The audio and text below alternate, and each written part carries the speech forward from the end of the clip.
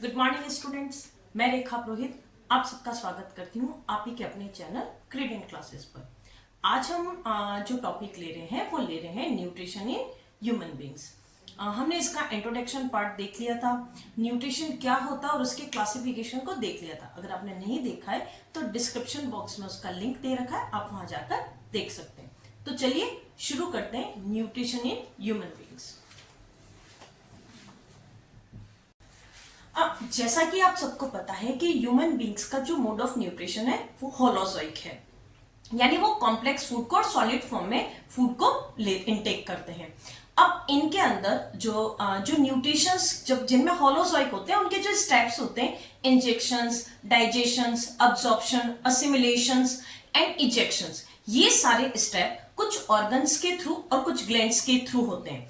तो उनसे मिलकर एक डाइजेस्टिव सिस्टम बनता है और ये जो ऑर्गन और ये ग्लैंड मिलकर के एक कैनाल के फॉर्म में, कंटिन्यू एक कैनाल के फॉर्म में होते हैं, जिनको हम एलिमेंट्री कैनाल कहते हैं। अब ये जो एलिमेंट्री कैनाल है इसकी लेंथ 9 मीटर अप्रॉक्स होती है। अब जो डाइजेशन जो शुरू होता है वो कहां से शुरू होगा? माउथ से शुरू होगा। माउथ क्या करता है? इनटेक करता है। इंजेक्शंस यानी किसी भी फूड का इंजेक्शंस किसके थ्रू होगा? माउथ के थ्रू होगा। हम खाने को माउथ के थ्रू लेते हैं। देन इसकी जो कैविटी है यानी माउथ कैविटी या बक्कल कैविटी, इसके अंदर इसके 3 पार्ट्स जैसे teeth, tongue and salivary gland. जो टीथ होते हैं वो क्या करते हैं? खाने का फिजिकल डाइजेशन करते हैं, यानी खाने को च्यू करने का काम करते हैं, तो उसकी फिजिक्स बदल देते हैं। तो अगर आपसे पूछा जाए कि फिजिकल डाइजेशन कहां होता है तो माउथ में होता है। और कौन करते हैं? टीथ के थ्रू होता है। देन टंग के टेस्ट बर्ड्स प्रेजेंट होते हैं टंग पे, जो कि टेस्ट करवाने में, खाने का टेस्ट करवाने में हेल्पफुल होती है। इसके अलावा ये खाने को स्वेल ऑन करने में हेल्प करती है और इसके अंदर जो सलाइवा जो है वो मिक्स करने का भी काम टंग का ही है। देन आता है सलाइवरी ग्लैंड। ये जो सलाइवरी ग्लैंड है ये एक एंजाइम सीक्रेट करते हैं। अब ये एंजाइम क्या होता है? Enzymes are biocatalyst. अब कैटलिस्ट का मतलब होता है कि ऐसे सब्सटेंसेस जो खुद तो किसी भी रिएक्शन में पार्टिसिपेट नहीं करते, किसी भी प्रोसेस में पार्टिसिपेट नहीं करते, लेकिन उसकी रेट ऑफ रिएक्शंस को इंप्रूव कर देते हैं।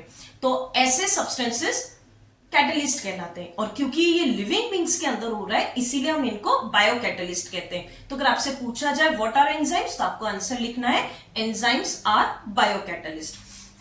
अब जो ये सलाइवरी ग्लैंड है ये सिक्रीट करती है कौन सा एंजाइम? Salivary amylase. ये अमाइलेज स्टार्च जो कि कॉम्प्लेक्स शुगर कंपाउंड है उसको किस में कन्वर्ट कर देगा? Simple sugar compound. यानी यहां कन्वर्जन होगा, स्टार्च से बदलेगा मॉल्टोज में। तो स्टार्च एक कॉम्प्लेक्स शुगर कंपाउंड है जबकि मॉल्टोज एक सिंपल शुगर कंपाउंड है। आप मॉल्टोज को काफी बार फील कर सकते हैं। अगर आप जैसे कार्बोहाइड्रेट रिच जो भी फूड है अगर उसको बहुत देर तक मुंह में चबाते रहेंगे, जैसे कि रोटी, राइस, इनको जब हम चबाते हैं काफी लंबे टाइम तक तो क्या होता है कि कुछ मीठापन लगने लग जाता है। ये मिठास जो है वो मॉल्टोज की है। अब यहाँ पे माउथ में डाइजेशन स्टार्च का खत्म नहीं होता क्योंकि मुंह के अंदर लंबे टाइम तक खाना नहीं रह सकता, तो सिर्फ स्टार्च का डाइजेशन स्टार्ट होता है।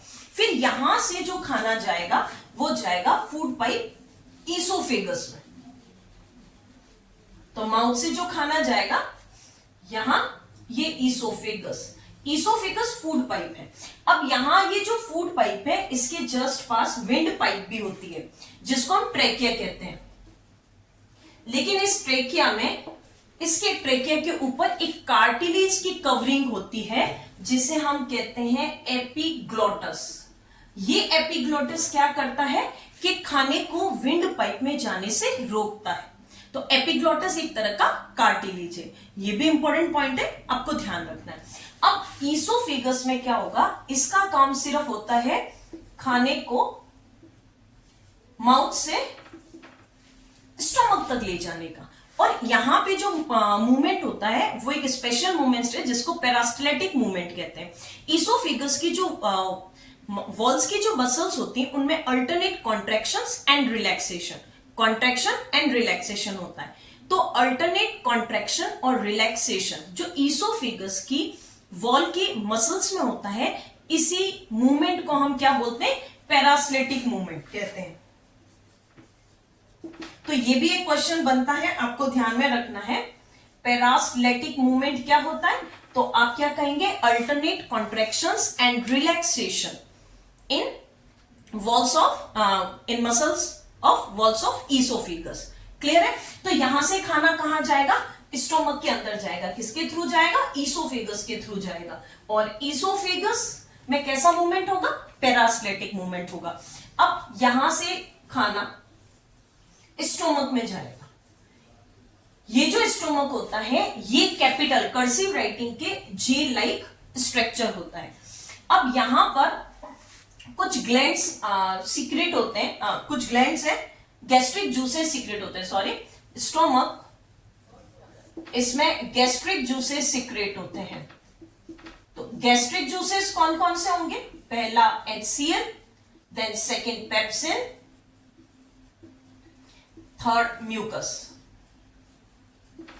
यहां पर सबसे पहले HCl क्या करेगा, खाने का जो मीडियम है उसको एसिडिक कर देगा। हमारा जो ब्लड होता है वो स्लाइटली एल्कलाइन होता है, और यहां स्टोमक में जो खाने का मीडियम होगा वो कैसा होगा, एसिडिक होगा। एसिडिक क्यों कन्वर्ट हो जाता है, क्योंकि ये जो पेप्सिन और जो बाकी के जो गैस्ट्रिक जूसेस है वो एक्टिवली एसिडिक फॉर्म में ही होते हैं। तो जब HCl सीक्रेट होगा तो पेप्सिन और म्यूकस और ये सब जो रेनिन या जो इनके एंजाइम्स है वो क्या हो जाएंगे, एक्टिव हो जाएंगे। तो पहले सबसे पहले यहाँ HCl सीक्रेट होगा जो क्या करेगा, खाने के मीडियम को कन्वर्ट कर देगा एसिडिक में, और कुछ जर्म्स को भी किल करने का काम करता है।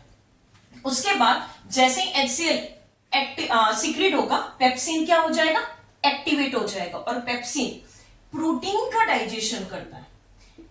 यानी प्रोटीन का डाइजेशन कहां शुरू हुआ, स्टोमक में शुरू हुआ था। देन म्यूकस, म्यूकस क्या करता है, एक प्रोटेक्टिव लेयर का फॉर्मेशन करता है इस स्टोमक की वॉल पर, ताकि ये एसिड से क्या नहीं हो, जले नहीं। तो अगर ये म्यूकस अच्छे से काम नहीं करती है तो अल्सर डिजीज हो जाती है। तो म्यूकस का क्या काम है, एक प्रोटेक्टिव लेयर का फॉर्मेशन करना। क्लियर है। अब वैसे एक और गैस्ट्रिक जूसेस है रेनिन। ये रेनिन जो है सिर्फ इन्फेंट्स के अंदर होते हैं। जब तक बच्चा माँ का दूध पीता है तो ये माँ के दूध में जो फैट है उसको डाइजेस्ट करने में हेल्पफुल होता है, और जैसे ही बच्चा माँ का दूध पीना बंद कर देता है ये इनएक्टिव हो जाता है।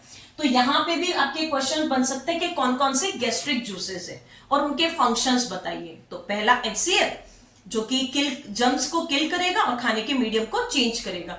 जैसे ही HCl सीक्रेट होगा पेप्सिन और ये एक्टिव हो जाएगा। पेप्सिन किसका डाइजेशन करता है, प्रोटीन का डाइजेशन करता है, और यहां पर म्यूकस एक प्रोटेक्टिव लेयर का फॉर्मेशन करता है।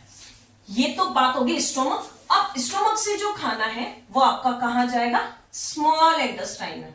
तो ये जो स्मॉल इंटेस्टाइन है, यहां पर ये जो स्मॉल इंटेस्टाइन है इनमें फिंगर लाइक प्रोजेक्शन होते हैं इस तरह से, जिनको हम क्या कहते हैं, विली कहते हैं। ये फिंगर लाइक प्रोजेक्शन होते हैं, इनको हम क्या कहते हैं, विलाई कहते हैं। विलाई क्या करते हैं, एब्जॉर्प्शन एरिया को इंक्रीज करने का काम है। तो ये भी क्वेश्चन बनता है कि what are villi, the finger like projections in walls of finger like projection in small intestine is known as villi, और इनके फंक्शंस क्या है, इंक्रीज द एब्जॉर्प्शन एरिया। अब ये जो यहां से आपकी स्मॉल इंटेस्टाइन शुरू हो जाती है और यहां पे दो ग्लैंड कनेक्ट होती है, एक तो होती है लीवर और दूसरी ग्लैंड होती है पेनक्रियास। तो लीवर, अब ये जो लीवर है वो क्या है, शरीर की सबसे बड़ी ग्लैंड है। तो लार्जेस्ट ग्लैंड कौन सी है, लीवर है। ये लीवर फिर से खाने के यहां पे जो सीक्रेट करता है लीवर, वो किसका करता है, बाइल का करता है। बाइल एक सॉल्ट है, ये येलोइश ग्रीन कलर का होता है और एल्कलाइन सॉल्ट होता है। ये फिर से खाने का मीडियम क्या कर देगा, बेसिक मीडियम कर देगा, चेंज कर देगा, एल्कलाइन मीडियम में कन्वर्ट करने का काम करता है। देखिए यहां पे फिर एक क्वेश्चन ध्यान रखना है कि लीवर बाइल का सीक्रेट करता है, लेकिन बाइल स्टोर कहां रहता है, बाइल स्टोर रहता है गॉल ब्लैडर में। तो ये भी ध्यान में रखना है कि सबसे लार्जेस्ट ग्लैंड कौन सी है, लीवर, और ये बाइल का सिक्रेशन करता है। और बाइल कैसा सॉल्ट, बाइल क्या है, एक सॉल्ट है और एल्कलाइन है। ये खाने के मीडियम को क्या कर देता है, एल्कलाइन में कन्वर्ट कर देता है। और ये स्टोर कहां रहता है, गॉल ब्लैडर में रहता है। इसके अलावा जो बाइल है वो क्या करते हैं, जो फैट होते हैं उस फैट का डाइजेशन छोटी छोटी ग्रेन्यूल्स के फॉर्म में कर देता है, स्मॉल ग्रेन्यूल्स के फॉर्म में कर देता है, जिस प्रोसेस को हम इमल्सिफिकेशन कहते हैं।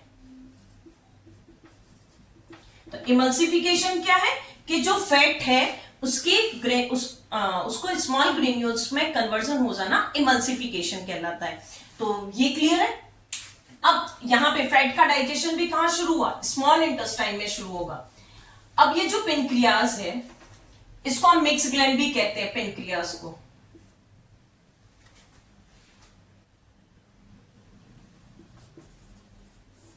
पेनक्रियास मिक्स ग्लैंड कैसे है, ये एक तरह के endocrine as well as exocrine gland भी है।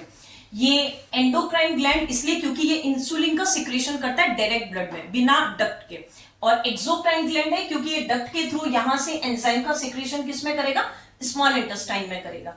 अब ये जो पेनक्रियाज है, पहले तो इससे जितने भी एंजाइम सीक्रेट होंगे वो सारे के सारे बेसिक मीडियम में फंक्शन करते हैं। और पैनक्रियाटिक जूसेस कौन कौन से होगा, number first trypsin, second pancreatic amylase, and number third lipase. जो ट्रिप्सिन है वो क्या करेगा, प्रोटीन का डाइजेशन करेगा। जो एमाइलेज है वो कार्बोहाइड्रेट का डाइजेशन करेगा। और जो लाइपेज है वो किसका डाइजेशन करता है, फैट का डाइजेशन करता है। तो लाइपेज फैट का डाइजेशन करेगा,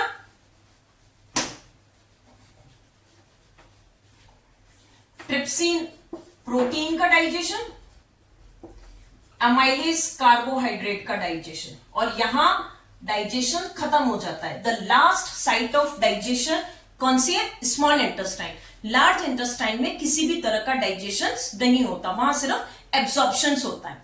देन जो प्रोटीन है उसका लास्ट प्रोडक्ट क्या बनता है, एमिनो एसिड बनता है। जो कार्बोहाइड्रेट है उसका लास्ट प्रोडक्ट क्या बनेगा, ग्लूकोज बनेगा। और जो फैट है उसका लास्ट प्रोडक्ट क्या बनेगा, फैटी एसिड एंड ग्लाइसरॉल।